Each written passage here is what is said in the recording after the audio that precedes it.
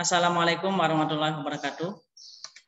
Waalaikumsalam warahmatullahi wabarakatuh. Ya, jadi kita awali pertemuan pertama ini dengan sama-sama mengucap syukur, alhamdulillah kita masih berikan kesehatan dan semangat untuk melaksanakan aktivitas kita di siang hari ini dalam mata pelajaran responsi kimia farmasi ya. Untuk pertemuan ketiga, di pekan sebelumnya Bapak sudah sampaikan ada video ya, ada video pembelajaran untuk persiapan praktikum kimia farmasi.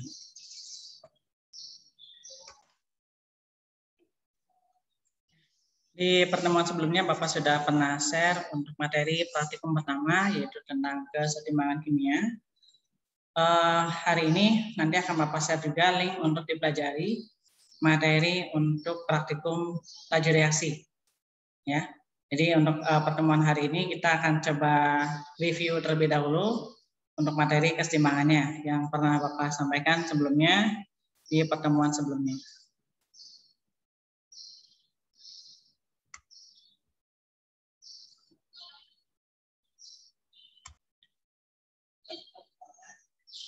Nah ini ya, materi pertemuan lalu kalian pelajari untuk videonya tentang pengaruh konsentrasi terhadap kesetimbangan kimia. Nanti hari ini akan Bapak terbitkan, ya mungkin tidak sekarang, tapi nanti hari ini akan Bapak terbitkan untuk latihan soalnya. Jadi seperti apa format jurnalnya, nanti kalian coba isi ya berdasarkan hasil pengamatan kalian melalui video, bagaimana untuk melengkapi datanya di format yang nanti akan Bapak siapkan. Kita coba putar untuk videonya. Ini tanpa suara ya.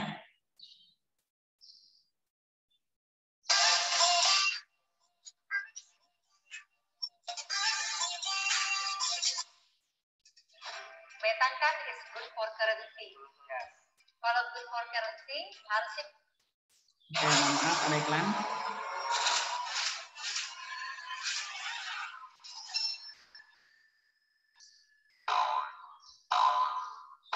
Suaranya terdengar? Kedengaran, Pak. Terdengar. Oke.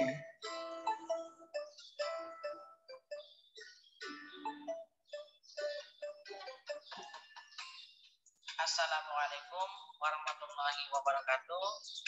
Halo Sobat Kimia. Nah, oke, Bapak jelaskan saja ya. Bapak ambil gambarnya saja. Di sini Bapak sudah sampaikan di video itu nanti kalian perlu siapkan alat-alatnya seperti yang tadi tampak ya. Alatnya hanya menggunakan rak tabung reaksi dan tabung reaksinya. Nah, tahap pertama untuk tujuan percobaan, format jurnalnya ya. Nanti kalian pasti ada tujuan percobaan, mengamati apa yang terjadi pada apa tadi? Pada sistem kesetimbangan jika salah satu konsentrasinya diubah. Jadi ada faktor konsentrasi yang diubah. Gitu. Kemudian yang selanjutnya siapkan alat. Apa saja alatnya? Ini apa namanya? Gelas ukur bukan, Pak? Bukan. Apa namanya? Gelas kimia. Gelas kimia atau beker gelas gitu ya. Gelas kimianya 100 ml. Oke, kita lanjutkan karena ini kalian juga mungkin pertama kali masuk lab lagi ya. Nah, yang Bapak tunjukkan itu apa? Tabung reaksi. Tabung reaksi, betul. Kemudian yang Bapak angkat? Tabung reaksi. Rak tabung reaksi, betul. Kemudian yang Bapak angkat itu? Gelas ukur 10 mili. Gelas ukur 10 ml. Kalau pekan lalu kalian sudah mencatat atau mengambil resume penting dari video yang disampaikan, pasti sudah lebih siap untuk menjawab. Nah, kemudian ini apa? Batang pengaduk cat. Batang pengaduk. Kemudian yang sedang Bapak angkat sekarang apa? Pipet tes. Pipet tetes. Ya, pipet tetes yang ada merah-merahnya.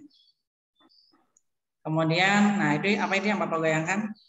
Botol semprot. Botol semprot isinya apa?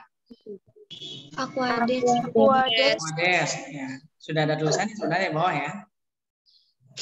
Oke. Kemudian ini apa? Larutan KSCN 1 molar. Larutan KSCN 1 molar. Kemudian yang ini larutan MeCl3 1 molar. Kemudian larutan NaOH 1 molar. Oke. Aquadesnya tadi ada di mana? Botol semprot. Jadi kalau nanti aquadesnya habis, kalian isi dulu. Ya karena nanti kayak gitu sih. Latarnya blank gini sih. Kemudian cara kerja. Suaranya sih ada. Kenapa? Enggak. Ini siapa yang sedang berbicara ini? Iren, kenapa? Ke dalam gelas kimia. Nah, masukannya berapa? 25 ml. 25 ml. Oke, 25 ml berarti ini skalanya berapa? Gelas kimia, gelas ukurnya skalanya berapa? Gelas ukurnya skalanya berapa? 10 mili bukan, Pak?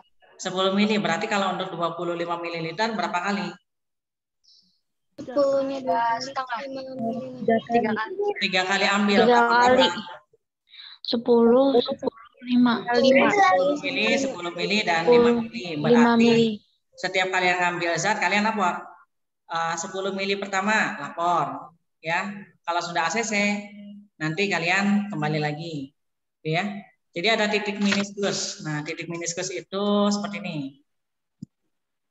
Bentar. Ini anotasinya ada nggak ya?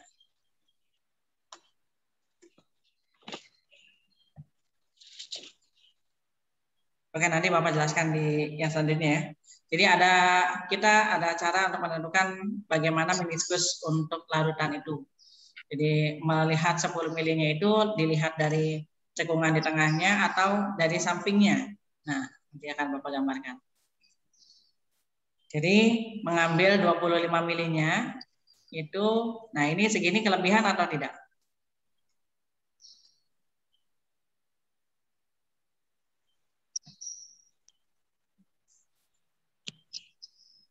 Nah, kita cek ya. Ini kelebihan atau enggak? 10 milinya kelebihan atau tidak? Halo? 10 milinya berlebih atau cukup? Berlebih, Pak. Berlebih, makanya diambil Pak. beberapa tetes ya. Diambil dengan pipet tetes. Pastikan pipetnya kalian harus hafal. Ini pipetnya bekas apa gitu. Jangan sampai bercampur zatnya. Ini bekas Aquades. Nah, kira-kira kelihatan nggak nih?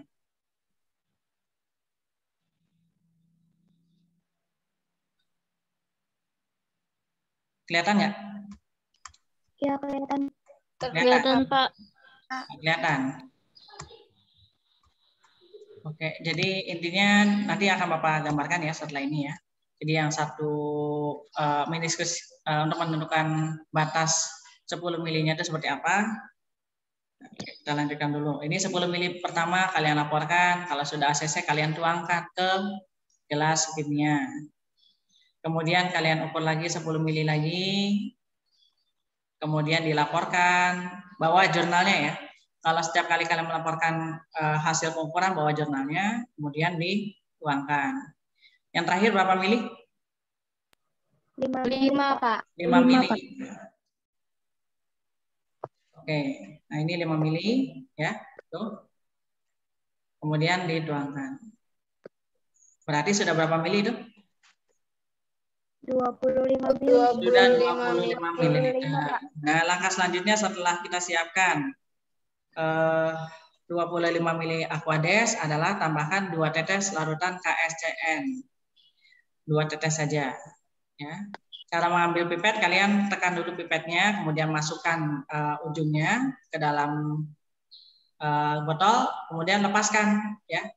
Jadi nanti akan ada cairan yang terbawa ke dalam pipet. Nah, kemudian tambahkan FeCl3-nya juga 2 tetes.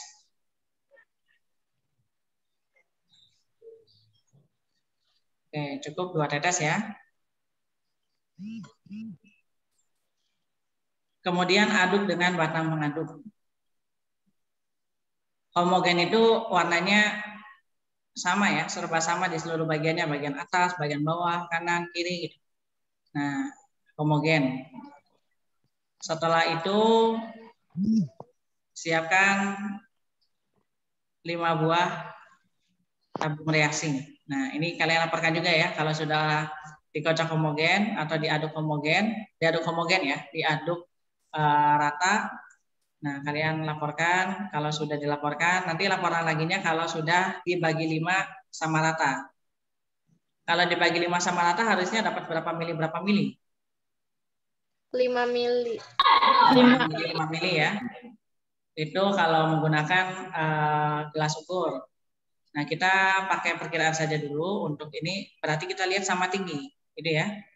Itu yang tabung kelima masih sedikit, makanya dioper-oper. Nah, tadi bekas Aquades, kalau bekas Aquades tidak masalah, kita gunakan lagi. Tapi kalau bekas cat lain, harus dicuci terlebih dahulu. Jangan lupa nanti diberi label. Diberi label. Mana tabung 1, mana tabung 2, tabung 3, tabung 4, dan tabung 5. Ya, bawa label kertas. Nah, ini kira-kira sudah sama belum? Sudah. Ya, Sudah, nah, Pak. kalau sudah sama seperti ini, kalian laporkan dulu ke pengawas. Gitu. Kalau sudah sama ya, kalian laporkan ke pengawas. Kemudian beri label 1, 2, 3, 4, 5. Harus sudah diberi label. Dilaporkannya harus sudah diberi label. Masih ada yang kurang sedikit lagi. Jadi sebelum laporan, kalian kira-kira sudah yakin sudah sama rata ya untuk tingginya atau volumenya di sini. Kemudian tabung reaksi 1 itu sebagai tabung pembanding, tidak diapa-apakan ya. Kemudian tabung reaksi yang kedua ditambahkan 1 tetes KSCN ya. Kemudian dikocok. Kemudian di tabung yang ketiga ditambahkan apa? Larutan FeCl3. Ya, larutan FeCl3. Ya, 1 tetes juga. Kemudian dikocok atau diguncangkan. Tabung reaksi 4 ditambahkan 1 tetes NaOH. Kemudian diguncangkan. Nah, di tabung reaksi yang kelima, tadi sengaja nggak, nah ini sebelum disiapkan 5 mili ya. 5 mili, kalau sudah 5 mili ini ditambahkan di tabung reaksi yang kelima, diencerkan dengan Aquades. Kalau ditambahkannya dengan pelarut namanya pengenceran. Ya. Nah, seperti itu. Kemudian nanti kalian tuliskan di laporannya, di laporan jurnal yang sudah kalian susun, tabung 1 selalu dibawa. Ya, di tahap ketiga ini pengamatan dan hasil pengamatan. Nah, bandingkan hasil warna larutan pada tabung 2, 3, 4, dan 5 terhadap tabung reaksi 1. Oke, kita mulai dari ini tabung 1 dan 2 ya. Tabung 1 sebelah kiri, tabung 2 sebelah kanan. Nanti dibandingkan. Tabung 2 itu lebih muda, lebih terang atau lebih pekat atau lebih tua warnanya dibandingkan tabung reaksi 1 begitu. Nanti hasilnya nanti ada petunjuk selanjutnya ya, ditulis dengan redaksi apa, lebih pekat atau lebih tua atau lebih terang atau lebih muda gitu ya. Nah, Selanjutnya ini bandingan 1 dengan 2, ini bandingan 1 dengan 3. Nanti kalian tulis hasilnya di dokumen yang nanti akan Bapak berikan untuk latihan soal jurnalnya. 1,4 dan yang terakhir 1,5. Perbandingan 1 dengan 5. Kalau sudah dibandingkan semuanya, kemudian kalian catat hasilnya pada, nah ini ya, redaksinya ya. Catatlah hasil perbandingan warna, bisa kalian tulis lebih mudah, warnanya ya, lebih tua atau sama dari hasil pengamatan warna larutan pada tabung reaksi 2, tabung reaksi 3, tabung reaksi 4, dan tabung reaksi 5. Setelah dibandingkan dengan tabung reaksi 1 pada hasil tabel pengamatan jurnal praktik. Jadi nanti kalian catatnya misalnya tabung reaksi 2 lebih muda atau lebih tua dari warna larutan pada tabung reaksi 1. Pembandingnya harus 1. Karena yang tabung reaksi 1 kan tidak diberikan perlakuan apa-apa. Berarti tidak ada variabel yang diujikan ya di tabung reaksi 1. Itu yang awal. Gitu. Ada yang menanyakan tadi? Ada yang mau bertanya? Silakan. Sebelum dilanjut. Ada?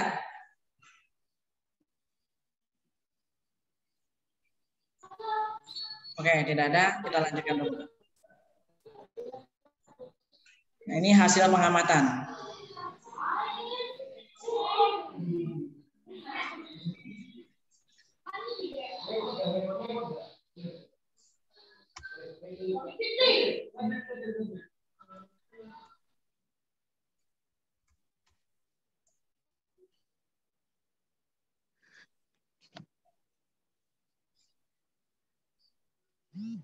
Kemudian di jurnal yang nantinya Bapak siapkan itu sudah ada 3 pertanyaan.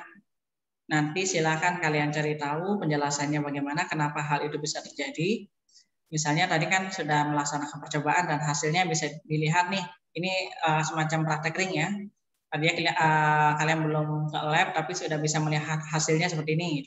Nanti kalian lakukan hal yang sama pada saat dijadwalkan praktek di laboratorium kimia. Nanti dijawab 3 pertanyaan tersebut disertai penjelasan yang mendukung. Oke. Gitu. Ada yang ditanyakan untuk materi hari ini?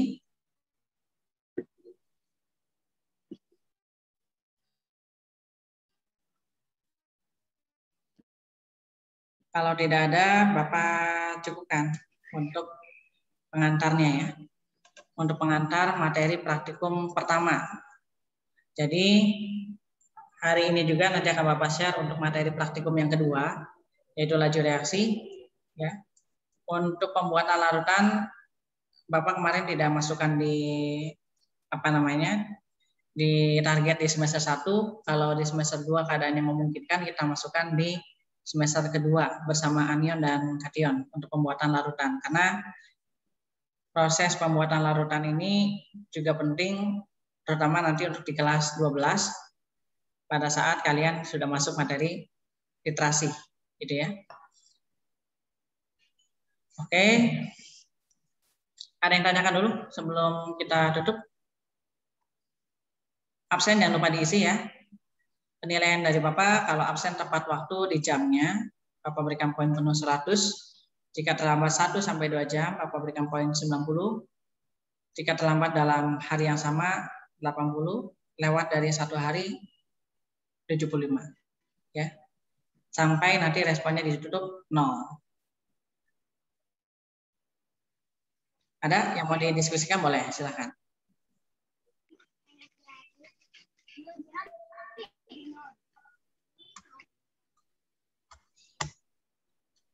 Kalau tidak ada, silakan diaktifkan kameranya. Kita dokumentasi terlebih dahulu untuk pertemuan responsi kimia farmasi siang hari ini ya.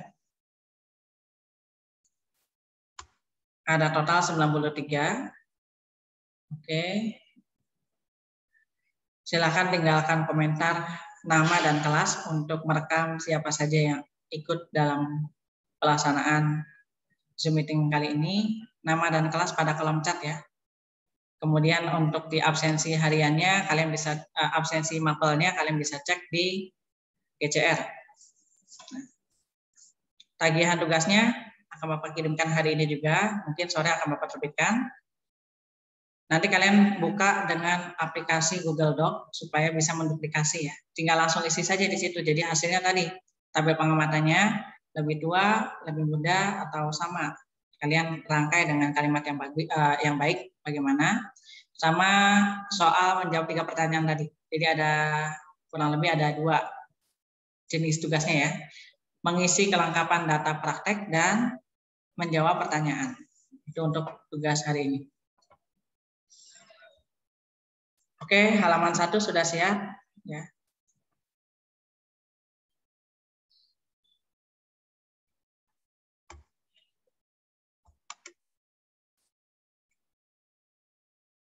Bapak print screen. Selanjutnya halaman 2.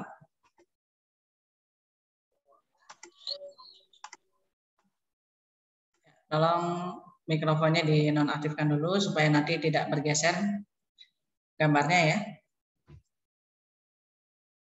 Halaman 3.